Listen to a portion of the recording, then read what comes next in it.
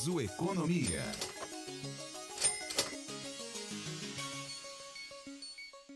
Oi, gente, estamos de volta com mais uma edição do nosso Uniso Economia. Ele é gravado aqui nos estúdios da Rádio Uniso, produzido aí por toda a equipe do Labicom Sorocaba. Hoje na técnica de gravação está o nosso Danilo Santana e a coordenação geral é da professora Evenise Batista. E a gente recebe aqui o coordenador do curso de Ciências Econômicas da Universidade de Sorocaba, o professor Renato Vaz Garcia, porque estou até rapidinho com essa abertura, porque eu estou ansioso para falar. Fed mantém a taxa de juros nos Estados Unidos entre 4,25% e 4,50% ao ano. No Brasil, tá para sair. Professor Renato Vaz Garcia, tudo bem, professor? No Brasil tá para sair, a expectativa é que seja mantida a taxa de juros. Sim. É um grande prazer aí estar novamente aí com vocês. Sim, eu acho que a expectativa é a manutenção dessa taxa. A gente tem ainda uma inflação que não está com muita cara de ir para a meta, né? A gente não pode esquecer que a nossa meta de inflação é 3%. E a inflação nos últimos 12 meses está em 5,3%. Então está bem acima da meta. Tem até uma tolerância para que a inflação seja até 4,5% e aí ser considerado ainda a meta, né? Uma tolerância absurdamente alta. Mas mesmo a tolerância de 4,5% a gente não vai atingir esse ano. Então, tolerância de 4,5%, de 3 para 4,5%. É uma coisa assim que precisa ser revista também, né? Pode até... Porque o que é a tolerância que se fala? Inclusive era uma proposta do Alckmin no passado, de você retirar os alimentos do índice de inflação na hora do Banco Central definir a taxa de juros, porque os alimentos têm uma volatilidade muito grande e tal. Só que, na realidade, essa volatilidade desses produtos de alimentos e energia é para ser considerado nessa tolerância. Né? Então, a meta de inflação já considera essa volatilidade, às vezes, mais expressiva desses itens. Mas, mesmo assim, uma tolerância de 1,5 para cima e 1,5 para baixo, e a meta é 3, né? É muito grande o intervalo. Demais. Só contextualizar quem está acompanhando a gente, nós estamos gravando esse Uniso Economia no que é chamado de super quarta. O que é a super quarta? Uma data em que os bancos centrais de alguns países chaves, inclusive dos Estados Unidos e do Brasil, escolhem para fazer aí as suas reuniões para definirem a taxa básica de juros nos seus países. Professor Renato Vaz Garcia, a taxa básica de juros aqui no Brasil deve ser ficar nesse patamar de 14,75%. Há quem diga que pode chegar aos 15%, maior patamar desde 2006. Mas, tirando essa parte mais técnica, o que isso influencia no meu dia a dia, no dia a dia de quem está em casa? Influencia bastante porque é uma decisão extremamente importante no caso do Banco Central. Por alguns outros fatores, essa decisão no Brasil, ela acaba até... assim, ela não tem um efeito de transmissão tão direto para nós, para a economia em si, como em outros países, porque tem alguns canais de vazamento que a gente chama na economia, mas mesmo assim a influência dessa taxa de juros é muito grande, porque o que significa na prática, né, essa taxa Selic? Porque a taxa Selic em si é uma taxa média que os bancos cobram de empréstimos um com o outro. Então, no final do dia, um banco ele não pode ficar com dinheiro menor. Então, por exemplo, um banco lá começa o dia com R$100. Se no final do dia teve mais gente que sacou dinheiro do que foi e depositou, o banco ficou lá faltando R$20 para fechar essa conta. Falou, ó, sacaram R$120 e ninguém colocou dinheiro aqui, então ficou R$20 negativo. Ele não pode fazer isso, então ele precisa pegar emprestado de alguém. E aí ele pega emprestado de outros bancos que tem sobra de caixa no final do dia. E aí a taxa de juros que esses bancos cobram entre eles é essa taxa Selic, né? Uma taxa média, daí porque são vários bancos emprestando ao final do dia, e aí a taxa média de juros desses empréstimos é a taxa Selic. E por que a taxa, essa meta Selic do Banco Central influencia essa Selic? Porque a meta Selic é uma taxa que não é necessariamente definida pelo Banco Central. É uma taxa definida pelo Copom, né, que é um comitê dentro do Banco Central.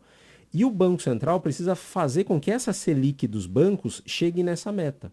Então, se os bancos estão emprestando um ao outro a uma taxa de juros muito alta e a taxa Selic precisa ser menor, a meta Selic, né, a Selic precisa ser menor para atingir a meta, o Banco Central vai lá e joga dinheiro nos bancos. Fala, ó, banco, eu sei que está muito caro para vocês emprestarem entre vocês, então eu vou jogar mais dinheiro no sistema, isso vai reduzir a taxa Selic. O contrário também. Então, se a taxa do Copom, imagina que hoje lá o Copom decide que a taxa tem que ser de 15%, então vai ter que subir a Selic. Para subir a Selic, esses juros entre eles precisa ficar mais caro. Como é que fica mais caro esses juros? O Banco Central vai lá e retira dinheiro desse sistema. Aí tem toda uma operacionalidade com títulos públicos e tal, mas aí já é um assunto mais da macroeconomia. Sim. Mas o fato dos bancos emprestarem entre eles a essa taxa de juros acaba sendo que uma taxa piso para o banco. Porque o banco fala, se eu for emprestar para o Itaú, eu vou cobrar uma taxa de 10, se eu for emprestar para o seu Zé da padaria, eu vou emprestar no mínimo 10. Eu vou cobrar, inclusive, 10 mais alguma coisa, porque o risco do seu Zé da padaria é maior do que o risco do Itaú. Então, essa taxa influencia daí a padaria, vai influenciar o preço do pãozinho, vai influenciar a renda da pessoa e assim vai criando o seu efeito de transmissão da política monetária que a gente fala. Ou seja, e é sempre importante a gente falar isso, nós temos falado aí nas últimas semanas sobre o que isso influencia aqui, o que isso influencia aqui, e explicando realmente para o seu Zé da padaria, para a dona Maria que está em casa, o que tudo isso que a gente ouve, a gente assiste na televisão, o que vai influenciar no meu bolso e no bolso das pessoas. E é importante que nós entendamos que precisamos estar atentos, precisamos estar acompanhando essa movimentação do mercado, porque na hora de comprar o arroz e o feijão, que é a comida básica do brasileiro, a taxa Selic, que você ouviu falar lá, com um palavreado um pouco mais difícil, ela está influenciando. Ela influencia, porque daí ela torna o crédito, de uma certa forma, mais caro para todo mundo. Que o banco empresta entre os bancos lá essa Selic, então isso acaba sendo o piso. É por isso que a Selic é uma taxa de referência, né, no Brasil. O mundo inteiro tem uma taxa de juros de referência, né? Cada país tem a sua taxa de referência. A gente adota essa taxa Selic porque é a taxa entre os bancos. Então, a partir do momento que isso é piso para os bancos emprestarem entre eles, isso também acaba sendo que meio que o piso para ele emprestar para fora. Então ele vai cobrar mais do que isso entre os bancos. E aí isso torna o crédito mais caro para você comprar um apartamento, para você comprar uma geladeira, para você fazer um empréstimo consignado, qualquer tipo de empréstimo que você vai fazer, vai ficar mais caro. E aí quando fica mais caro esse empréstimo, as pessoas seguram, né? A demanda desaquece daí. Com a demanda esfriando, aí a taxa de inflação começa a cair, porque daí você não tem tanta pressão de demanda entre os produtos. E aí a inflação começa a reduzir, aí o Banco Central já sente mais confortável de reduzir a taxa Selic. A gente não está vendo esse horizonte ainda, né? A inflação no Brasil está muito elevada ainda, a gente tem pressão de alimentos, a gente tem pressão vinda de fora, né? Apesar desses movimentos hoje geopolíticos serem um tanto quanto contraditórios, né? A gente teve aí a eclosão da guerra do Irã, a expectativa era que o petróleo subisse muito, mas o petróleo subiu pouco, né? Nos dias anteriores subiu 10%, na guerra da Ucrânia tinha subido mais de 30%. Então tem uns movimentos ainda geopolíticos de risco muito alto que impactam em preços de produtos, preço de petróleo, a gente usa qualquer coisa que for produzir, usa petróleo. Então a gente não está vendo um universo de redução de inflação tão no curto prazo. Por isso é que se espera que, no mínimo, o Banco Central mantenha a taxa Selic. Não tem nenhuma casa de análise, nenhuma corretora, nenhum banco acreditando que vai reduzir a Selic agora. Muito pelo contrário. Acho que foi o broadcast do Estadão, que fez uma pesquisa com algumas corretoras. E aí, se eu não me engano, acho que era 27 delas acreditam que a Selic vai ser mantida e 21 acreditam que vai aumentar. Alguns revisaram para cima, outros para baixo, assim, mas é manutenção ou aumento da Selic por conta da inflação mais alta. E o aumento vai trazer mais custo para a gente. Agora, professor Renato Vaz Garcia, duas questões. Eu li hoje pela manhã na Folha de São Paulo que estão pensando, o senhor tratou aí, trouxe a questão do petróleo mais caro, ainda não em patamares absurdos, mas mais caro, algumas pessoas ou alguns produtores de combustível pensando em produzir combustível sem petróleo, por exemplo, a gasolina. Eu confesso que eu não tenho conhecimento técnico para isso, mas eu queria entender, não sei se o senhor consegue explicar para a gente também o que isso pode influenciar e se há essa possibilidade. Também não sei, obviamente, se o senhor tem conhecimento técnico para isso, mas é uma questão que me chamou bastante atenção. Então, é um primeiro ponto que eu queria que o senhor explicasse ou falasse para a gente, porque realmente chamou a atenção. Produzir combustível sem a gasolina. A gente já tem o álcool, que só no Brasil nós temos o etanol, mas de repente a gasolina sem petróleo? Tudo isso depende muito da escala de produção, né? Porque qualquer produto que venha a ser o substituto do petróleo, ele vai acabar tendo uma demanda muito elevada, né? E isso a gente observa muito no Brasil, que a gente tem uma economia bastante grande em termos de etanol, né? Muita gente utiliza o etanol e tal. Quando o preço da gasolina eventualmente sobe, a demanda por etanol aumenta muito, né? Então, se eu tenho um combustível que usa o petróleo ou qualquer outro derivado dele, se ele tem um aumento de preço, as pessoas correm para o substituto. Só que esse movimento de corrida para o substituto também aumenta o preço do substituto, Exatamente. porque a demanda dele também eleva. A demanda dele vai subir, o preço dele vai subir se você não tiver oferta disponível, né? Então, para a gente ter um combustível alternativo numa escala grande o suficiente para bater de frente com o petróleo, isso demanda um tempo considerável, né? Não só de questão de tempo mesmo, mas de tecnologia para isso, né? Para atingir a escala da produção de petróleo. Existe também, mas por isso que eu comentei que esses fatores geopolíticos são tanto meio contraditórios ultimamente, porque existe a expectativa, inclusive, de que o petróleo ele dê uma sossegada de preço nos próximos meses.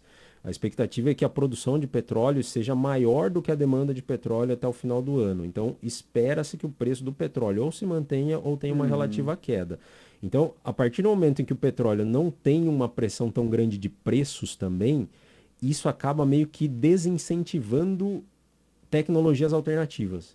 Então, se o petróleo não tem uma pressão tão grande de preço, ninguém vai desenvolver alternativa, porque não vai ter demanda, né? As pessoas, as empresas vão continuar usando o petróleo porque ele não tem uma perspectiva de uma alta tão explosiva assim.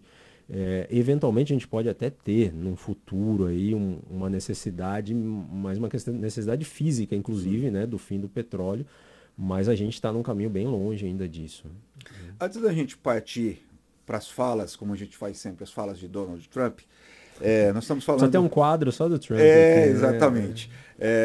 Antes da gente partir para uma fala que me chamou a atenção dele hoje, inclusive, eu queria perguntar para o senhor em relação também ao que o governo federal, pode influenciar ou não nessa questão da taxa Selic.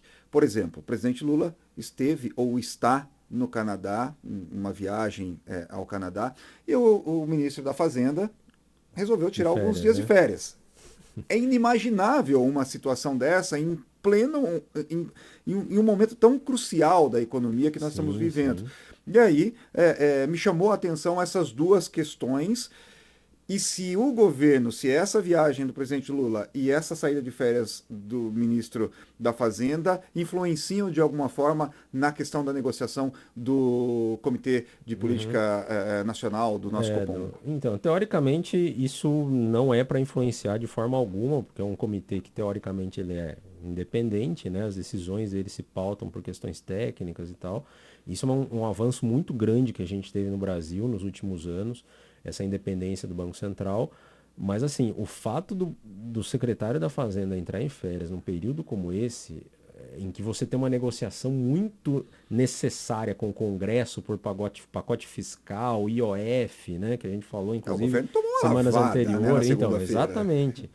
E aí é um tanto estranho isso, né, porque parece que, eu não sei, é óbvio que é muito difícil a gente entender o que se passa dentro das quatro paredes lá, porque a ideia é que parece que o governo está querendo jogar para o outro, né? Tipo, ó, eu fiz a minha parte, apresentei um projeto de lei lá para substituir o aumento do IOF, agora não é mais comigo, né? Como se política não fizesse parte da articulação, né? Aliás, isso se perdeu muito nos últimos anos aqui, né, no Brasil. Essa articulação política, fazer política, tem que saber articular também, né? E isso está muito perdido nesse antagonismo que a gente tem. Mas, enfim, o Copom ele tem que tomar uma decisão, né, completamente isenta. E uma prova disso, inclusive, é o Galípolo, né, que é o indicado pelo presidente Lula, no olho do furacão também, né, a Glaze, na época, metendo a boca no Roberto Campos, no antigo presidente. Entrou o presidente indicado pelo Lula, mas a política do Banco Central continuou a mesma, né, de austeridade monetária, ou seja, de aumento de juros quando for necessário. São coisas que a gente precisa deixar isso bem claro. Nada contra a política A, política B, cores quaisquer que sejam elas. É que chama atenção algumas saídas. Me lembro do Leão da Montanha, daquele desenho do Leão da Montanha, saída estratégica pela direita. Sim, São algumas sim. saídas que a gente vê que no momento que o Brasil precisa de ter essas vozes que são as vozes que lideram o país estarem um pouco mais à frente. Por exemplo, lá nos Estados Unidos, a voz que lidera o país é a do presidente Donald Trump. E nada, quando a gente fala criarmos um quadro para falar sobre o que diz Donald Trump, é que chama atenção e o que ele fala é importante e reverbera no mundo inteiro. E a gente não pode deixar passar. Por exemplo, hoje ele disse que, dependendo da situação, ele se autonomearia presidente do Banco Central norte-americano do Fed, porque a pessoa, o presidente lá, não está fazendo um bom trabalho. Essa eu não vi ainda. Enfim, mas assim, é muita retórica, é muito discurso para agradar a plateia ali, Só para né? posicionar aqui, Aham. professor. Abre aspas. Por enquanto, estamos bem posicionados para esperar e obter mais informações sobre a provável trajetória da economia antes de considerar qualquer ajuste em nossa política monetária. Essa fala quem disse foi o Jerome Powell, que é o presidente. Eu vou procurar aqui Sim, a do Banco fala Central. exata do Donald Trump, que realmente me chamou muita atenção ele falar isso, quer dizer, ele meio que descredenciou o Jerome Powell. Não, e nos Estados Unidos, mais do que no Brasil, inclusive, a independência é mais plena ainda, né? Então, isso faz parte do diário lá do Trump, né? Ele querer achar que ele tem um poder de tudo, que ele vai manipular tudo e que ele vai ter a economia do jeito que ele bem quer fazendo esse tipo de movimento. Mas não faz o menor sentido essas declarações, inclusive piora, né, a perspectiva em relação à economia americana, né? Ó, a taxa de câmbio, por exemplo, no mundo inteiro, o dólar no mundo inteiro vem caindo de valor, até mesmo essa queda do valor do dólar acaba sendo até bom para o Trump, porque isso aumenta as exportações Uhum. americanas, mas pelo motivo errado, né? Porque os agentes econômicos, os países, os investidores estão querendo sair do dólar, não estão querendo mais ter dólar nos seus investimentos. E aí tá jogando dólar no mundo inteiro. E o Brasil, por exemplo, com essa taxa de juros mais alta, acaba sendo beneficiado, entre aspas, com isso, né? E aí o dólar cai. Bom, é o que a gente tem. Eu não consegui encontrar aqui a fala exata, mas eu gostaria muito de ter trazido aqui a fala exata dele, mas ele disse exatamente isso. Se fosse preciso, ele se autonomearia presidente do Banco Central norte-americano, porque o Jerome Powell não está fazendo Não, um e bom trabalho. a gente já viu esse tipo de interferência no Brasil várias vezes, né? A gente teve a redução, por exemplo, da taxa Selic, do ponto de vista mais político do que técnico em anos anteriores, que a Uhum. Selic chegou lá aos 2%. Isso contribuiu para assim, aprofundar muito mais a nossa crise depois de 2014, É porque né? acaba 2014, 2015. empobrecendo o país de uma maneira Sim, geral, né? porque assim, o populismo econômico assim, é muito prejudicial, assim, é uma coisa que a gente comentou semana passada sobre a questão do populismo político, né, do ponto de Exato. vista político, mas do ponto de vista econômico também é um negócio absurdo, porque como se a solução para a economia, para as pessoas terem um aumento de renda, fosse o governo liberar mais dinheiro na economia. Liberar mais dinheiro na economia não é necessariamente a solução ideal, porque será que eu vou ter infraestrutura? Será que eu vou ter produção, por exemplo, suficiente para dar conta dessa população com dinheiro a mais, né, na economia? Então isso pode ser um problema muito mais grave. E aí o Trump fazendo esse tipo de discurso, né? Eu creio entender que que ele fez esse tipo de discurso na tentativa de falar que se fosse eu baixaria esses juros, né? Não deixaria os juros mais altos do que é. Com juros mais baixos nos Estados Unidos, inflação vai ficar mais alta ainda, que já está muito alta lá.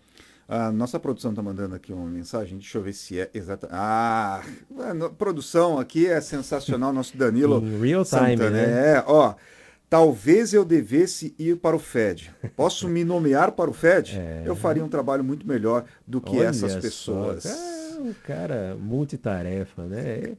Ele é estrategista militar, econômico, fiscal, conhece de tudo, né? Estrategista militar que ele disse que está acabando a paciência lá, né, com a questão da Sim. guerra. Comercial também, né? Por conta das tarifas que ele vem colocando. Então ele entende tudo, né? É complicado. Professor Renato Vaz Garcia, vou deixar o senhor agora sair em férias. Então o senhor tem o direito de ficar uns dias de férias. Eu também estou saindo em férias daqui mais algumas semanas. Mas sempre um prazer em recebê-lo aqui. Segundo semestre a gente vem aí com, obviamente, obviamente, novidades no nosso Uniso Economia. Já foi sugerido, inclusive, pela nossa coordenadora, a professora Evenise Batista. E foi um prazer imenso poder bater esse papo com o senhor e com o professor Marcos Canhada durante esse período. Foram mais de 20 programas que nós produzimos aqui do Uniso Economia, servindo, inclusive, de guia para outros produtos que nós podemos produzir aqui dentro da universidade e saindo dos muros da universidade. Sempre um prazer imenso. Só posso realmente agradecer essa parceria. Não, eu acho que na realidade a gente que agradece, porque a gente precisa ter esses espaços, né? E aproveitar que a gente é uma universidade. A gente tem curso de jornalismo, a gente tem cursos de comunicação, tem cursos de CSA. Então a gente precisa incentivar essa integração. E assim, eu acho que é um jogo de ganha-ganha. Acho que todo mundo se beneficia com essa parceria, né? Contatos aí com o professor Renato? É renato.garcia@prof.uniso.br e o Instagram é renato_VG. Renato_VG e também tem o Instagram lá dos cursos de CSA. Isso, laboratório de CSA, né? Laboratório.csa, a página do laboratório. E também nós temos o Uniso Finance, né? Que é uma liga de mercado financeiro que nós temos, discutimos assuntos relacionados ao mercado financeiro, os alunos fazem artigos e tal. E aí tá lá como Uniso Finance no Instagram. Legal, bacana. Esse eu não conhecia, vou conhecer também, vou tentar aprender mais um pouquinho. Professor, boas férias, nos vemos aí a partir do mês de agosto, se Deus quiser, com muito mais Uniso Economia. Sem dúvida, boas férias aí para você também e vamos partir para frente aí, vamos buscar novas novidades aí para o semestre que vem, né? Lembrando que no retorno a gente vai ter um programa muito especial, afinal de contas a Cesta Básica Sorocabana, que é desenvolvida aqui pelo Laboratório de CSA da Uniso, está completando 30 anos e a gente vai fazer um programa todo especial. Fica atento porque a gente vai explicar como é que é feito esse cálculo e tudo mais. A presença do professor Renato Vaz Garcia, professor Marcos Canhada e de outros professores que fizeram parte dessa história desses 30 anos. Bom, gente, nós só podemos agradecer a sua participação aqui e fica ligado com a gente. Esse é o Uniso Economia, produzido no Laboratório de Comunicação da Universidade de Sorocaba. E se você seguir @labcom Uniso, você vai ter lá uma gama de produtos e muito conteúdo bacana, saúde, economia, TEA e muito mais. Tudo isso no @labcom Uniso. Até a próxima, se Deus quiser. Tchau, gente! Uniso Economia.